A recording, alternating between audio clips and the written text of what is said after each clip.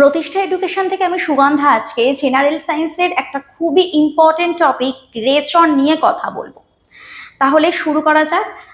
দেখো, প্রথমে যে কোশ্চেনটা রয়েছে সেই কোশ্চেনটা রয়েছে চিংড়ির রেচন অঙ্গের নাম কি? চিংড়ির রেচন অঙ্গের নাম কি? তো লালা গ্রন্থি কোথায় থাকে? লালা গ্রন্থি থাকে আমাদের আমাদের মুখগহ্বরে। তাহলে চিংড়ির রেচন অঙ্গের নাম কি? চিংড়ি কি? চিংড়ি হচ্ছে এক ধরনের আর্থ্রোপোডস। তো এটার উত্তর হতে পারে সবুজ গ্রন্থি। আমরা এছাড়াও আরো অপশনগুলো দেখে নিই। ইঙ্ক গ্ল্যান্ড, ইঙ্ক গ্ল্যান্ড কাদের মধ্যে অবস্থান করে? অক্টোপাসের মধ্যে। তাহলে এটাও হবে না। ম্যালপিজিয়ান নালিকা যেটা কোথায় প্রেজেন্ট থাকে? যেটা ইনসেক্টসের দেহে প্রেজেন্ট থাকে। তাহলে সঠিক উত্তর কোনটা হবে? সঠিক উত্তর হবে হচ্ছে সবুজ গ্রন্থি। সেকেন্ড কোশ্চেনে চলে যায়। সেকেন্ড কোশ্চেন কি বলেছে? সেকেন্ড কোশ্চেন বলেছে কেচোর রেচন অঙ্গের নাম কি? কেচোর রেচন অঙ্গের নাম কি? ফার্স্ট কোশ্চেনটা রয়েছে ম্যালপিজিয়ান নালিকা। এক্ষুনি আমরা বললাম ম্যালপিজিয়ান নালিকা উপস্থিত থাকে ইনসেক্টসের মধ্যে। তাহলে এটা হবে না।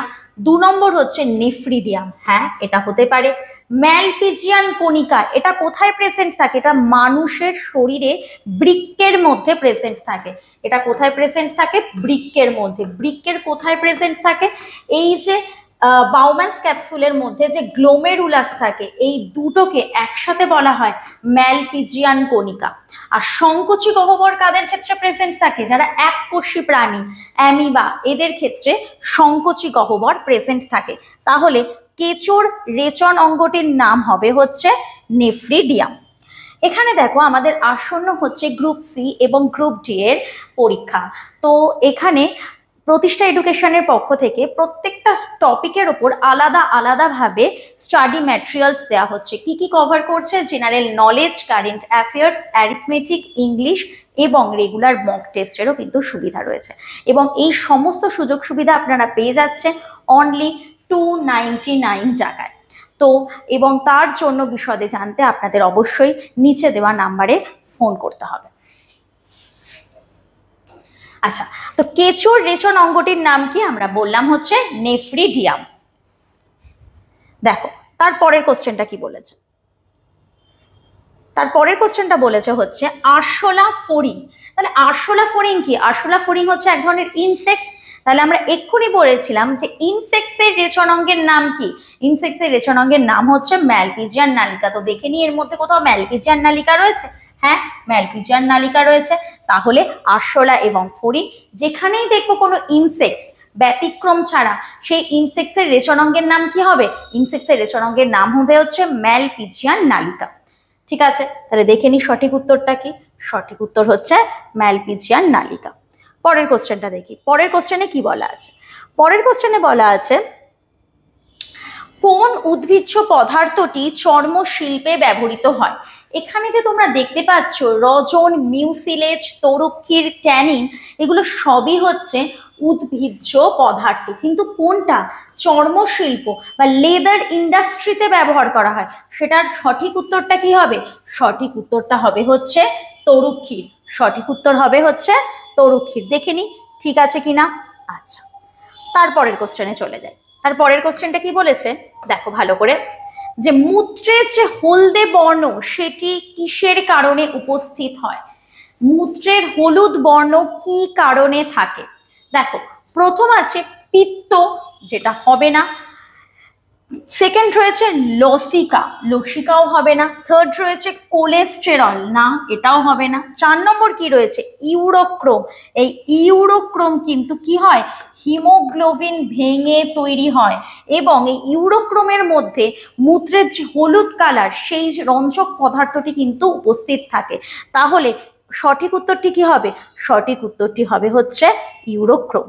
আচ্ছা, তারপরের কোশ্চেনটা দেখে নিই। তারপরের কোশ্চেন কি বলা আছে? তারপরের কোশ্চেন আছে বৃক্কের পরিস্রাবক একক কি? আমরা বলেছিলাম বৃক্ক হচ্ছে মানুষের শরীরের প্রধান রেচন অঙ্গ এবং এই বৃক্কের একক কি? বৃক্কের একক হচ্ছে নেফ্রন। আমরা বলেছিলাম বৃক্কের একক হচ্ছে নেফ্রন। তো দেখে নি নেফ্রন আছে কোথায়? নেফ্রন আছে অ্যাক্সন, নিউরন, এগুলো তো নার্ভাস সিস্টেমের অংশ, তো এগুলো তো হবেই না। তো বৃক্কের পরিস্রাবক এককটি কি হবে?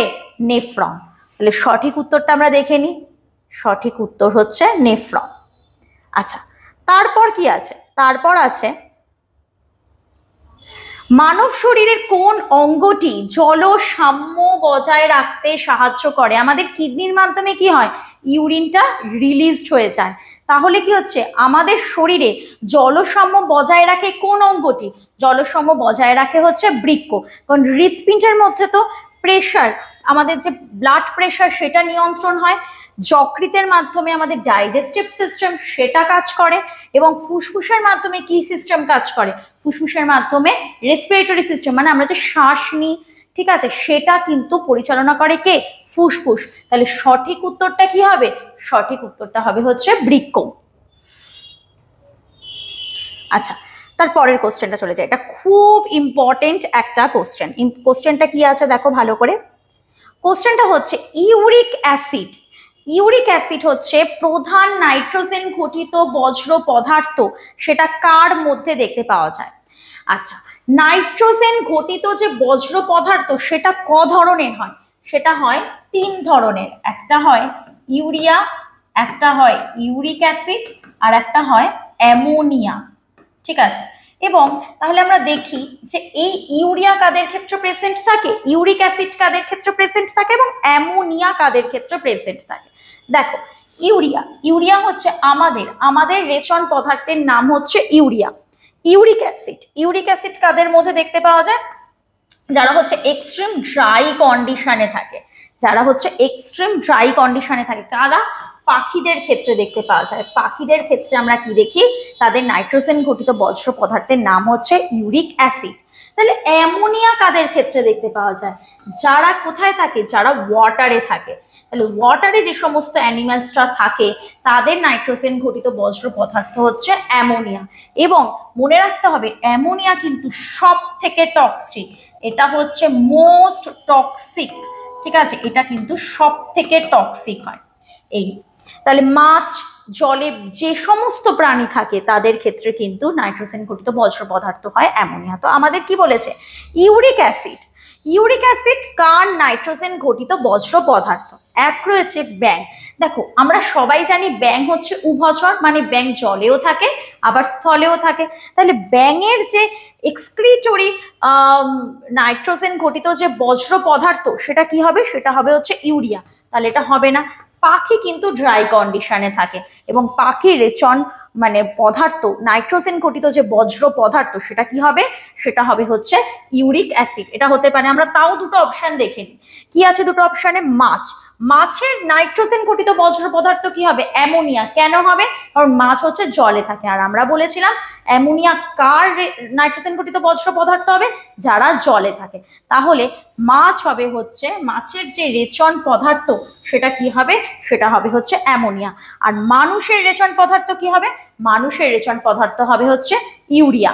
তাহলে সঠিক উত্তরটি কোনটি হবে? সঠিক উত্তর হবে হচ্ছে ইউরিক অ্যাসিড, যার প্রধান নাইট্রোজেন ঘটিত বজ্র পদার্থ সেটা হবে হচ্ছে পাখি।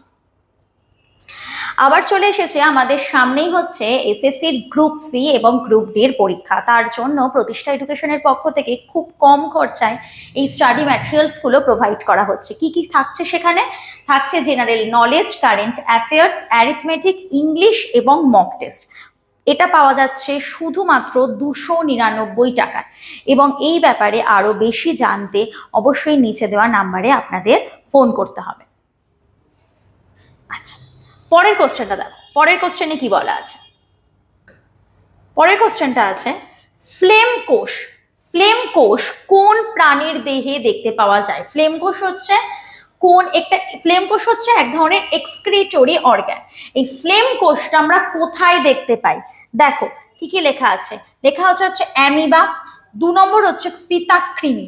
ফিতাকৃমি কার আন্ডারে পড়ছে? ফিতাকৃমি পড়ছে হচ্ছে প্ল্যাটিহেলমিনথিসের আন্ডারে। ঠিক আছে। থার্ড বলেছে কি? থার্ড বলেছে হচ্ছে কেঁচো, যেটা পড়ছে মানে যার রেচন অঙ্গের নাম হচ্ছে নেফ্রিডিয়া। আমরা আগেই পড়েছি কেঁচোর রেচন অঙ্গের নাম হচ্ছে নেফ্রিডিয়া। আর হাইড্রার রেচন অঙ্গ তো হয়ই না। হাইড্রা কি করে? ডিফিউশনের মাধ্যমে রেচন প্রক্রিয়া সম্পন্ন করে। তাহলে কি হচ্ছে? এর সঠিক উত্তরটি কি হবে? ফ্লেম কোষ দেখা যায় কোন প্রাণীর দেহে? উত্তরটা হবে হচ্ছে ফিতাকৃমি। মানে যারা প্ল্যাটিহেলমিনথিসের আন্ডারে পড়ছে তাদের ক্ষেত্রে কিন্তু রেচন অঙ্গের নাম হবে হচ্ছে ফ্লেম কোষ। আচ্ছা, তারপরের কোশ্চেনটা দেখি। তারপরের কোশ্চেনটা কি বলেছে? হেনলির লুপ কোথায় অবস্থান করে? দেখো, আমাদের শরীরে মানে মানুষের শরীরের প্রধান রেচন অঙ্গ হলো বৃক্ক বা কিডনি।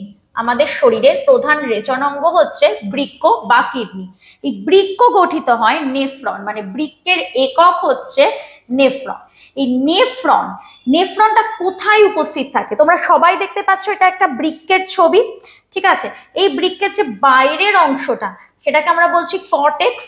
এবং দেখো এখানে কতগুলো পিরামিডের মতন অংশ রয়েছে, যেটাকে আমরা বলি হচ্ছে রেনাল পিরামিড, ঠিক আছে? এই রেনাল পিরামিড মানে কিডনির ভেতরের দিকের অংশটাকে আমরা বলছি মেডিউলা, এবং সেখানে কিন্তু রেনাল পিরামিডও পড়ছে।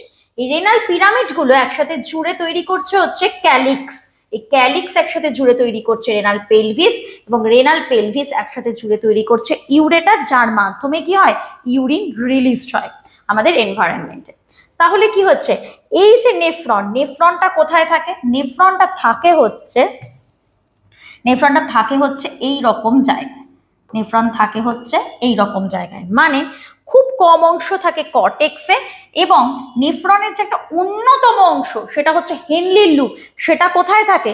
সেটা থাকে হচ্ছে এই রেনাল পিরামিডে। সেটা কোথায় থাকে? সেটা থাকে হচ্ছে এই রেনাল পিরামিডে। তাহলে আমরা অপশনগুলো দেখে নিই। অপশনগুলো রয়েছে হেনলি লুপ কোথায় অবস্থান করে। ফার্স্ট অপশন রয়েছে কর্টেক্স, যেটা হবে না। 2 নম্বর হচ্ছে মেডিউলা, সেটা হবে। এছাড়াও দুটো অপশন আমরা দেখে নিই। রেনাল পেলভিস মানে কোন অংশটা? এই অংশটা, না, হবে না। 4 নম্বর রয়েছে ইউরেটার, যার মাধ্যমে ইউরিন রিলিজড হয়, তো সেটাও হবে না। তাহলে সঠিক উত্তর কোনটা হবে? সঠিক উত্তর হবে হচ্ছে মেডিউলা। আমরা সঠিক উত্তরটা দেখে নিই। সঠিক উত্তর রয়েছে মেডিউলা।